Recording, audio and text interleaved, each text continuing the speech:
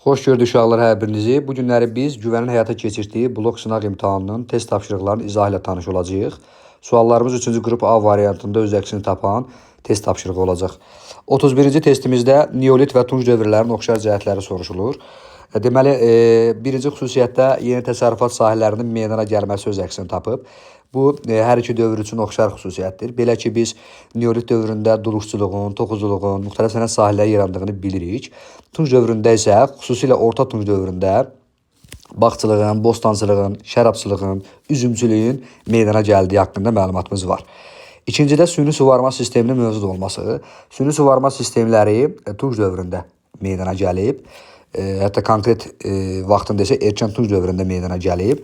Neolit dövründə olmayacaq, bu yanlışdır.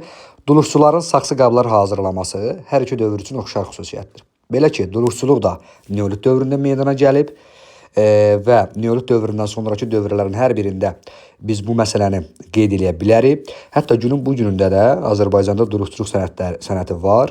Müxtəlif bölgələrdə bu işlə məşğul olan insanlar var. Deməli, üçü də biz qeyd edəcəyik oxşar cəhət kimi. Tunc dövründə isə duruş çarxını deyə bilərik. Ayaqla hərəkətə gətirilən duruş çarxında qeyd edə bilərik son tunc dövründə. Dördüncü məsələdə qəbilənin həyatında qadının mühüm rol oynaması. Baxın, qadının mühüm rol oynaması anaxağanlıq dövrü üçün səciyyəvi olan xüsusiyyətdir. Biz bilirik ki, tunc dövründə anaxağanlığı ataxağanlıq əvəz etmişdir və ona görə oxşar xüsusiyyət ola bilməz.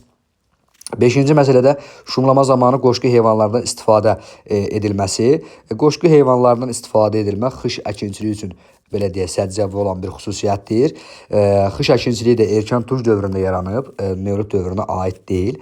Cavabımız olacaq D variantı. 32-ci testimizdə xəritədə rəqəmlərlə işarələnmiş ərazilərdən hansılara aid xüsusiyyət verilməmişdir, deyir. Gəlin birinci şəhərlərə baxaq. 1 Marağa şəhəridir, 4 Təbriz şəhəridir, 2 Dəbil, Göyçə gölünün sol aşağı tərəfində, sağ tərəfdə paralel şəkildə olan Bərdədir, 3 isə Qəbələdir. İndi baxaq, Ərəb Əmirliyinin mərkəzi 2 dənə şəhər idi Azərbaycanda. Biri Dəbil, digəri isə Marağa, üzr istəyirəm, Bərdə şəhəri idi. Bərdə. 9-cu əsrdə yeni dövlətin əsası qoyulan isə 2 dənə dövlətimiz var. Biri 861-ci ildə Şirvanda əsası qoyulan Şirvanşahlar dövlətidir. Digəri isə 898-ci ildə Marağada əsası qoyulan Sacilər dövlətidir. İndi baxırıq biz uşaqlar. Marağa haqqında, yəni 1 haqqında xüsusiyyət verilib, Dəbil haqqında xüsusiyyət verilib və Bərdə haqqında da xüsusiyyət verilib deyə cavabımız olacaq 3-4. Təbrizlə Qəbələ haqqında heç bir məlumat yoxdur. 33-cü testimizdə qədim Roma mədəniyyəti üzrə səciyyəvidir. İlk Olimpiya oyunları eradan əvvəl 776-cı ildə Yunanistanda həyata keçirilib. Bu bizim cavabımız ola bilməz. Forum adlanan mərkəzi meydanın inşa edilməsi Romaya aiddir. Bu bilirsiniz ki, Yunanistanda Agora adlanırdı. Romada isə adlanırdı, Forum adlanırdı. Parfenon da Yunanistana aiddir. Romada Panteon idi. Cavabımız qaldı 2-4. Dördüncü xüsusiyyət isə çox spesifik xüsusiyyətdir. Yəni Romaya aid olan bir xüsusiyyətdir ki, Yunanistan mimarlığından əsas fərqi idi ki, onun insanın xarakterini açıb göstərən heykəllər hazırlayırdılar. Cavab olacaq A variantı. 34-cü testimizdə Alan tayfalarının Albaniyaya yürüş etdiyi əsr. Yəni 1-ci, 3-cü əsrlərdən söhbət gedir burada. Atropati ilə soruşulur. Eramızın 1-ci, 3-cü əsrləri. Bizim baxırıq ki, 4 variantımız eradan əvvəl baş verib. Hansı?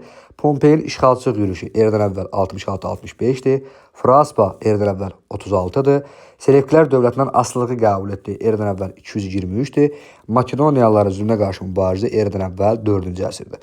Parfiya Arşakilər sülaləsi hakimiyyətin altına düşdü. Bizim cavabımız olacaq. Bu eramızın 20-ci ilə təsadüf edir. Yəni 1-ci əsrə təsadüf edir. 35-ci testimizdə uyğunluğu tapacağıq biz. Təsərrüfatda kişi əməyin ön plana keçməsi bu tunc dövrü üçün səciyyəvi olan xüsusiyyətdir. Tunc dövründə isə tayfalara biz qeyd edə bilərik. Toxu əkinçiliyinin meydana gəlməsi Eneolit dövrü. Bu qəbilə icmasının mövcud olduğu dövrdür. İnsanların süni yolda od əldə etməyi öyrənməsi orta paleolit dövrüdür. Orta paleolit dövründə isə, daha doğrusu ulu icma isə alt və orta paleolit dövründə mövcud olduğuna görə biz C-ni 1-ə aid eləyəcəyik. Boyalı qablar mədəniyyətinin formalaşması orta tunc dövrünə, yəni tayfaların mövcud olduğu dövrə uyğun gəlir. Əhalinin oturaq həyata keçməsi isə Neolit dövrü, yəni qəbilə icması. Baxırıq 2-yə B ilə Y hardadır? Elə B variantındadır. 36-cı sualımız Perikle'dan fərqli olaraq Qayqıraksı soruşur. Uşaqlar, biz bu testi iki formada tapa bilərik. Birinci forması variantları oxuyuruq, təhlil edirik. A variantında yoxsullara taxıl ilə yardım göstərmişdir. Bu hər iki şəxs üçün oxşar xüsusiyyətdir. B variantında torpağın satılıb alınması qadağan edən qanunu ləğv etmişdi Qayqıraks. Xeyr, əksinə bu qanunu vermişdi. Yəni, ləğv etmə məsələsi yoxdur. D variantında yoxsullara vəzifəyə görə əmək haqqı vermişdi. Biz bilirik ki, Romada əmək haqqı məsələsi yox idi. Yəni, əmək haqqı verilmirdi. Ona görə də vəzifəyə seçilmədə ilə də maraqlı deyildilər. Qulların öldürülməsi qadağan isə 2-ci əsrdə Adrian olmuşdu. Roma imperatoru Adrian. Qayqıraks deyil. Cavabımız C olacaq. Bu birinci məsələ. İkinci məsələ isə uşaqlar, biz terminlərdən yola çıxaraq plebey sözünün Romaya aid olduğunu bilirik. Periklın da Yunanistanda strateq, Qayqıraksın isə Romada tribun olduğunu, yəni xalq tribun olduğunu bilirik. Və plebeylərin də Romaya aid olmasını dəqiqləşdirdən sonra cavabımız olur nə? C variantı. Təbii ki, cümlə doğru olmalıdır. Plebeylər həqiqətən də hüquq müdafiəçisi, plebeylərin daha doğrusu hüquq müdafiəçisi deyən kim? Xalq tribunu olan Qayqıraks. 37-ci testimizdə 40-cı islahatı tapacağıq. 40-cı ildə inzibati və məhkəmə sahəsində islahatlar keçirilir və bu islahatlara görə mülki işlərə hərbi məhkəmələrdə baxılması qaydası ləğv edilir. İmperiya qanunlarına əsaslanan quberniya, qəza, sahə məhkəmələri yaradılır. Yəni D variantı olacaq. Nəzarət komendantlara verildi. Bu təbii ki, yanlışdır. Çünki komendantlar 40-cı il islahatlarında ləğv edilmişdi komendant idarə üsulu. Şəriət məhkəmələrində səlahiyyətləri artırılır. Əksən olmalı idi. Azaldılır. Ona görə cavab səhvdir. 1-3 olacaq cavabımız. 38-də sadə sualdır. Hansı dövr haqqında məlumat yoxdur deyir. Ox və kaman mezolit dövründə ixtira olunub. İstehsal təsərrüfatı meydana gəldi neolit dövründə, yəni keçid qoyulub mezolitdə, yaranıb, formalaşması başa çatıb neolitdə. Ölülərin yaşayış yerlərindən kənarda dəfn edilməsi deyirsə, başlandı deyir sözdə. Erkən tunc dövrüdür. İri tayfa birlikləri də orta tunc dövrüdür. Cavab olacaq E variantı. 39-cu testimiz maraqlı testi. Məntiqi arıcılığı tamamlayacağıq. Uşaqlar, bu testi tapmamışdan əvvəl biz nə edəcəyik? Gözümüz variantlara baxacaq və çıxdaş üsulundan istifadə edəcəyik. İşimizi asanlaşdıran məqamlara həmişə imtahanda baxmalıyıq. Əhəmənilərin, baxın, birinci çıxacağımız C variantıdır. Əhəmənilərin Aralıq dənizi hövzəsində hakim qüvvəyə çevrilməsi. Bu cümlə yanlışdır. Əhəmənilər əvəzində kim olmalı idi? Yunanistan, Afina və yaxud da qeyd edə bilərik. Ona görə C-ni biz cavablardan çıxdıq. Bir də E-yə baxacağıq. Orta Yunanistanın birinci Daranın qoşunlarına tabi olması. İlk baxışdan doğru cümləyə oxşuyur. Amma orada birinci Daranı biz çıxardıb yerinə Xerxes qoysaq, doğru olardı. Deməli, birinci Dara sözü də yanlışdır. Baxın, E-ni də biz cavablardan çıxdıq. Heç o birislərə baxmadan A variantını tapdıq. İndi orada Afina Dəniz İttifaqına son qoyulması var. O yanlışdır. Çünki müharibədə qələbə qazanan zaten Afina Dəniz İttifaqıdır. Yəni, onu da cavablardan çıxandan sonra bizim testimizin şərti ödənilmiş oldu. A variantı. 40-cı sualımızda Kiaksarın xarici və daxili siyasətini tapacağıq. Daxili siyasətində bizim gözümüzə toxunan birinci məsələ hansıdır? Şuandahol və Durduqqa məsələsi. Çünki Şuandahol və Durduqqa İranzuya qarşı baş vermiş üsyandır və bu üsyan 8-ci əsrdə baş vermişdi. 8-ci əsrdə Kiaksar böyük ehtimalla dünyada yox idi. Deməli, 1-ə C olan variantı çıxdıq. İkinci məsələ Midiya satraplığının iki hissəyə bölünməsidir ki, biz Kiaksarın dövründə belə bir məsələlərə rastlaşmamışıq. Birinci Daranı bilirik ki, o da 20 dənə satraplığa bölmüşdü Midiyanı. İndi xarici siyasətə baxaq. Babil dövlətlə ittifaqın yaradılması. Bu doğrudur. Kimə qarşı? Assuriyaya qarşı. Nə zaman? Məsələn, 612-ni bilirik biz, 606-nı bilirik biz. Hətta səhv etmirəmsə bu ittifaq 616-da yaranıb. Amma 612-dən 606-nı bilməyimiz bizə kifayət edəcək. Aydındır. Sirdakkanı gördünmü? Gördün. Bu 100% çıxılmalı cavablardan. Çünki Sirdakka şəhərinə müqavilə 2-ci Sarqonla Ulusununun dövrünə aid olan məsələdir. 714-cü ildə yaradan əvvəl. İkinci Kirə qarşı mübarizədə məğlubiyyətə uğraması bu Astiaq üçün səciyyəvi olan xüsusiyyətdir və nəticədə Midiya dövləti süqut edəcək, Əhəməni dövləti yaranacaq. Cavab olacaq E variantı, bu istisnasız. Amma yenə də baxaq, Manna və Urartu dövlətlərinin tamamilə ləğv edilməsi eradan əvvəl 590-cı ildə Kiaksarın dövrünə aiddir. Bu da ki, deməli, həm İskit dövləti, həm Manna, həm də Urartu eyni ildə Kiaksar tərəfindən süquta uğradılmışdır. Cavab oldu yenə də deyirəm E variantı. 41-ci testimizdə 70-ci il islahatını 1912-dən fərqləndirir. Mətni oxumayacağam, amma altından xətt çəkəcəyim sözlər var, cümlələr var. Satın alma qiyməti və yardımın göstərilməməsini. Deməli uşaqlar, birinci xüsusiyyətdə Azərbaycan kəndində əsaslı dəyişikliklərin baş verməsi yazılıb. Bu yanlışdır. Çünki biz mövcud dərsliklərimizə əsasən qeyd edirik ki, 70-ci il islahatında, yəni xeyli işlər görülsə də, bu Azərbaycan kəndində əsaslı dəyişikliklərə gətirib çıxarmadı. Məsələn, kəndi yenə də vergi verirdi, yenə də yəni bir ar ləğv olunsa da pul mükəlləfiyyəti ödəyirdi və s. və ilə axır. İkinci məsələ isə üçüncü variantı çıxacağıq biz buradan. Çünki bu islahatlar hər ikisi yalnız sahibkar kəndlərinə aiddir. Deməli nədir? Bu fərq deyil, bu oxşar məsələdir. Qaldı nə? B variantı. Baxırıq, öz pay torpaqları mülkiyyətçisi ola bilmədilər. Niyə ola bilmədilər? Çünki dövlət satın alınmanı desə də, amma kəndinin pulu yox idi. Yəni bunun üçün bizə heç bir yardım göstərməmişdir və biz buna görə uzun müddət müvəqqəti mükəlləfiyyətli vəziyyətində yaşamışdıq. B variantı olacaq. 42-ci testimiz sadə testi nisbətən son islahatları 594-də keçirilib və bu islahatların nəticəsində taxıl və digər zəruri ərzaq məhsullarının ixracı qadağan edilib. Əhalinin gələcəkdə borca görə qul edilməsi də qadağan edilib. Fəlsəfə, ədəbiyyat, incəsənət bu Spartaya aiddir, bu da Drakon qanunlarına aiddir. 43-cü sualımız daha əvvəl baş vermişdir deyir. Keçid mezolit dövründədir. Kür-Araz erkən tuncdadır. Erkən tunc. İnsanların daş alətləri deşməyi, cilalamağı neolitdir. Sənətkarlığın müstəqil sahə çevrilməyi orta tuncdur. Qəbilə icması, ulu icması əvəz etdi. Üst paleolit. Elə cavabımız da üst paleolit olacaq. 44-cü sualımızda 1-ci əsrin birinci yarısında Atropateniyanın və Albaniyanın oxşar cəhətlərini tapacağıq. Deməli uşaqlar, birinci məsələdə qul əməyindən geniş istifadə edilməsi yazılır. Yadınızda saxlayın, Azərbaycanda heç vaxt qul əməyindən geniş şəkildə istifadə edilməyib. Biz klassik quldar dövlət olmamışıq. Quldarlıq, yəni qul əməyindən yalnız müəyyən bir təsərrüfat sahələrində və yaxud da hökmdar sarayında falan istifadə olunurdu. İkincisi, Romalıların hücumlarına qarşı mübarizə aparılması. Bu istisnasız bizim doğru cavabımızdır. İstisnasız. Hansı ki, Lukul və Pompey qeyd edə bilərik birinci yarısı. Eradan əvvəl 66-65-də. Quldar monarxiya aydın məsələdir ki, biz quldar monarxiya dövləti olmuşuq. Yəni Atropateniyada, Albaniyada, Mannada.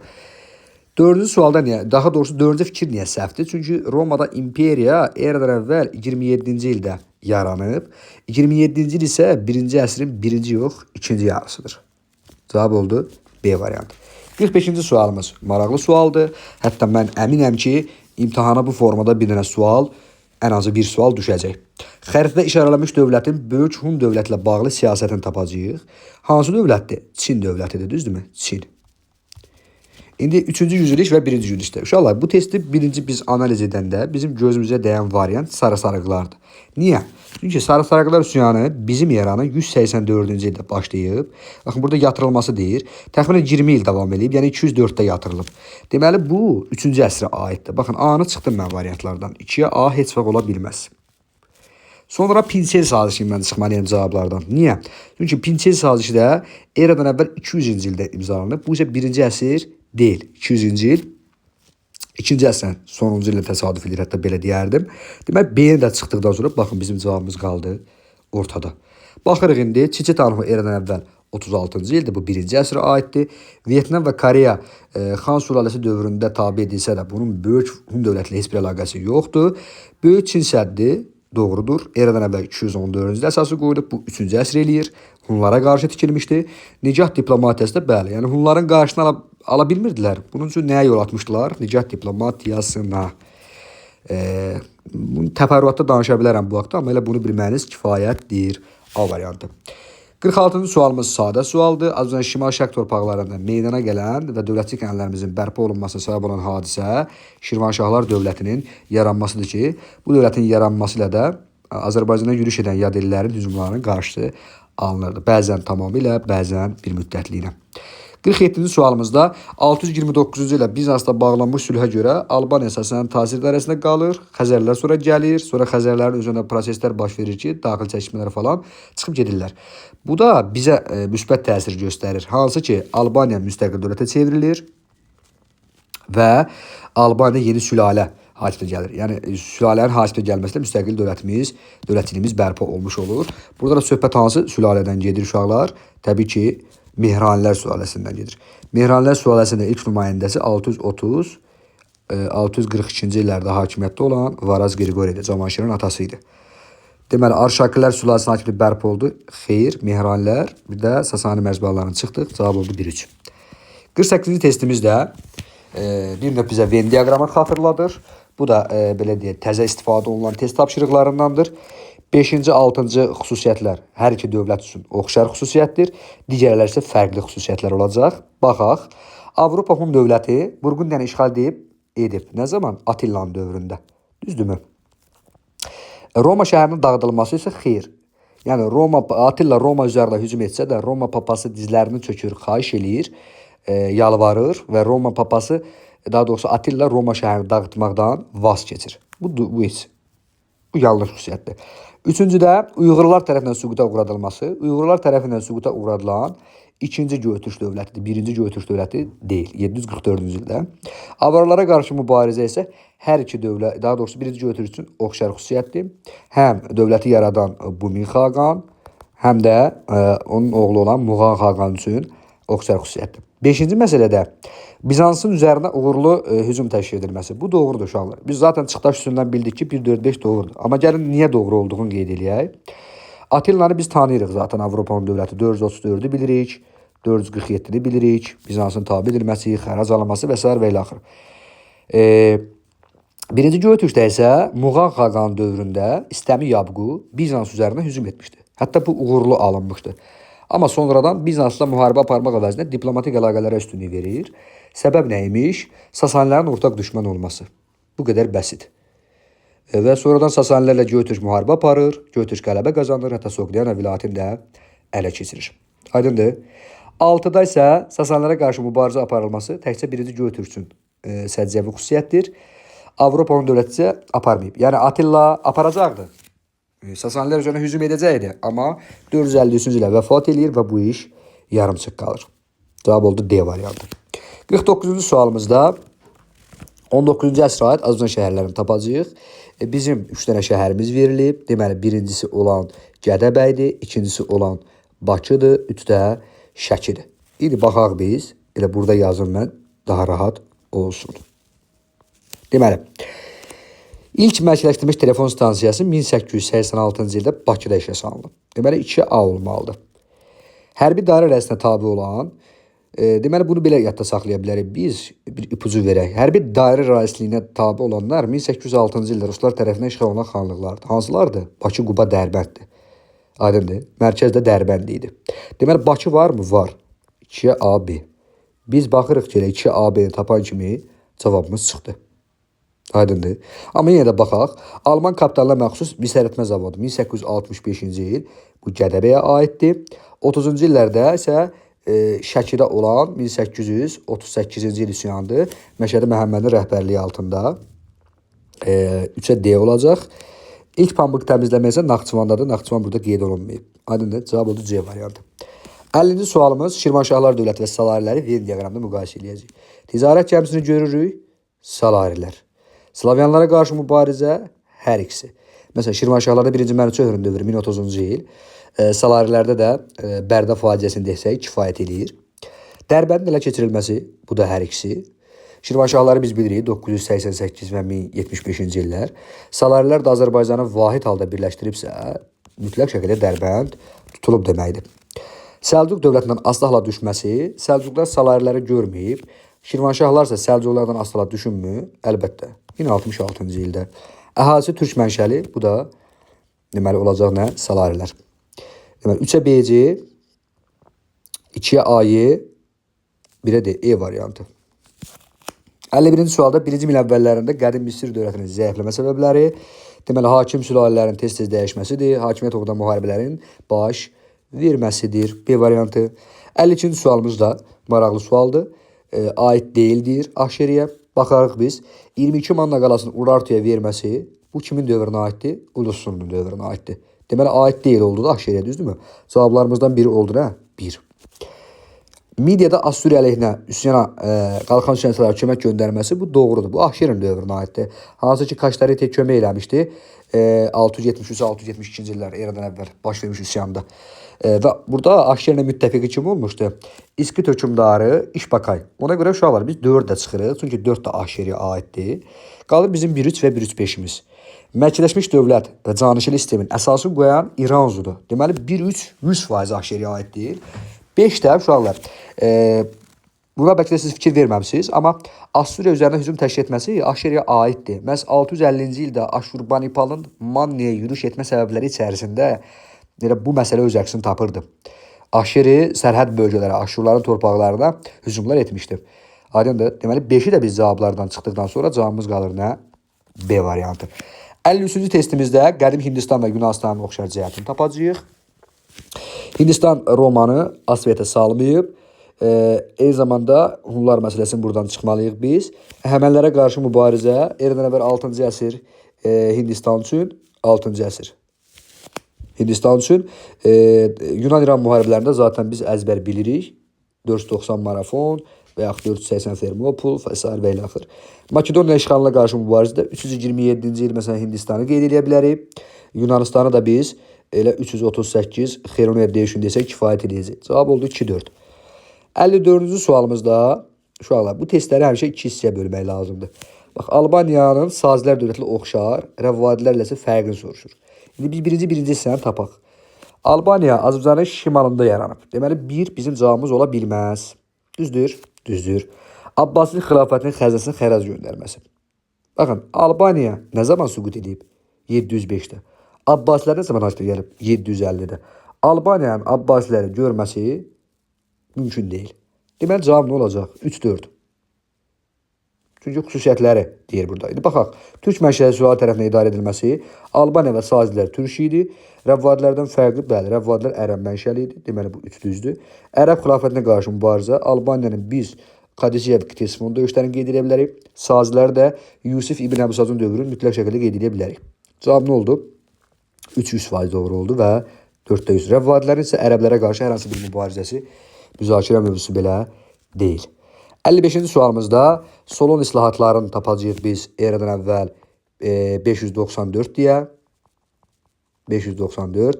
Roma 395-ci ildə parçalanıb bizim eranın. Marafon eradan əvvəl 490-dır. Çində Xan sülaləsi eradan əvvəl 206-dır. Ən axırda deməli 2 olmalıdır. Ən birinci 1 olmalıdır. Sonra 3, sonra 4. 1, 3, 4, 2. 56-cı sualımız səbəb-nəticə əlaqələrinin doğru verildiyi bəndi tapacağıq biz. Xosrov islahatlar keçirir, feodal münasibətlər inkişaf edir, bu doğrudur. Abbasilərin ağır vergi siyasəti müsafir 748-dədir. 748-də hələ Abbasilər hakimiyyətə gəlməmişdi. Amma müsafir üsyanının spesifik xüsusiyyəti nədir uşaqlar? Hər iki sülalənin dövründə baş vermişdir. Əməvilərdə başlayır, Abbasilərdə başa çatır 752-ci ildə. Səlcuq Sultanı Toğrul Təbrizi tutur, Rəvvadilərin varlığına son qoyulur, yanlışdır. Rəvvadilərə 1065-ci ildə son qoyulub Alparslan tərəfindən. Cavaşirin xilafətlə diplomatik münasibətlər yaratması Bizans onunla öldürəcək 681-ci ildə. Bu doğrudur. Slavyanların Bərdə şəhərini qaret etməsi, Məzədilərin öz iqamətgahını Gəncəyə köçürməsi isə yanlışdır. Bunlar arasında təxminən 100 il fərq var. 944 budur, 859 budur. Aydındır. Cavab oldu 1-4. 57-ci testimizdə bu testlər uşaqları adətən qorxudur. Amma inanın ki, o qədər sadə olur bu testlər. Niyə? Baxın, biz o sənaye sahələrini qoyduq bir qırağa. 19-cu yüzilin ikinci yarısı deyir. Düzdürmü? Təbii ki, bu altdakı xüsusiyyətləri bilmək lazımdır. Bu sənayeləri qarışdıra bilərik. Xanabad manufakturası 1827-də fəaliyyətə başlayıb, düzdürmü? Bizə nə soruşur? İkinci yarısı. 27 birinci yarısıdır. Deməli, A getdi. Biz burada baxırıq E variantına. İlk dəfə Bibi Heybətdə buru qüsuru deyirsə, 1848-ci ildir. Bu da birinci yarısıdır. Bu da getdi. İndi qaldı 3 dənə xüsusiyyətimiz, 3 dənə sənayemiz. Deməli, hərəsinə bir dənə aiddir. Mis, neft adı üstündə neftdir. Birə C olacaq. Misi görürsə, mis, metaldırsa nə olacaq? Metallurgiya.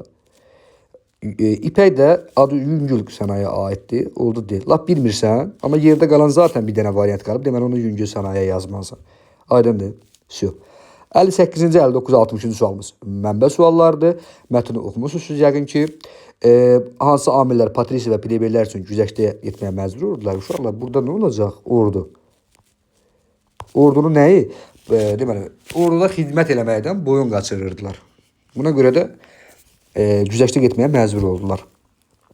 Orduda xidmət imtina. Qısa yazım. 59-cu məsələdə Romanın nəyə görə demokratik dövlətə çevrilə bilməməsini deyir. Bu hakimiyyətin bir neçə varlı, patrisi və plebey əlində cəmləşməsi. Bu da sadə məsələdir. 60-da patris və plebeylər arasında mübarizənin 2 nəticəsini deyir. Mən sənə 3 dənə yazacağım. 1. Eradan əvvəl 490-da xalq tribunudur. Xalq tribunu seçilmə hüququ qazanırlar. İkincisi vətəndaşlıq məsələsidir. Üçüncüsü də vəzifə məsələsi. Amma bir daha deyək, Romada vəzifəyə görə əmək haqqı verilmədiyinə görə onlar vəzifəyə seçilmədir də maraqlı deyildilər. Aydındır. İkinci məsələ 3-cü əsrə aiddir. Bunlar hər ikisi 3-cü əsrə aiddir. O birisi 5-ci əsrə aiddir. Belə uşaqlar, təşəkkür edirəm dinlədiyiniz üçün. Minnətdaram. Uğurlar arzu edirəm hər birinizə.